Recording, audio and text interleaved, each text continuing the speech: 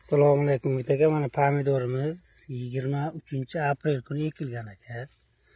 Mana dalaga mana birinchi chopig'imiz Amafoz bilan kaliy berib chiqdik aka.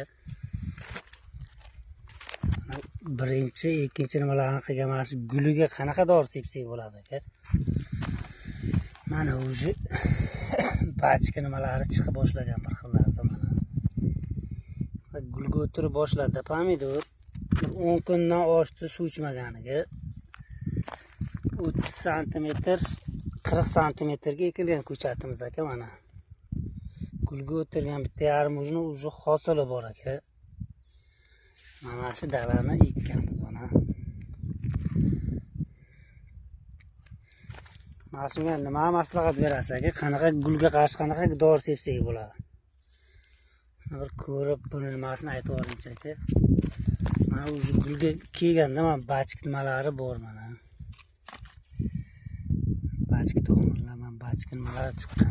Hammasida shunday ekan. Mana ochiqdagi 23-aprel kuni ekilgan stakan tagiga Amafoz bilan Biogomis aralashtirib solib, keyin ekkanmiz aka buni tagiga. Hammasini tagiga Biogomis bilan Amafoz aralashtirib solib ekib chiqqanmiz aka. Mana hali Amafozlar yaxshi yerimagan mana.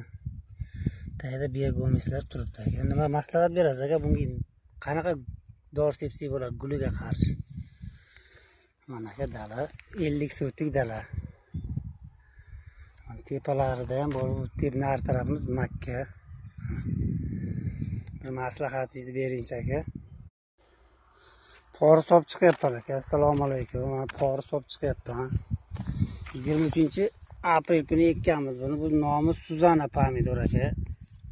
Sergelidan olib keldik internetda ko'rib. Endi mana shu gulga o'tirib boshlagan aka. Shunga nima maslahat berasiz? Guliga nima dori sepsak bo'ladi?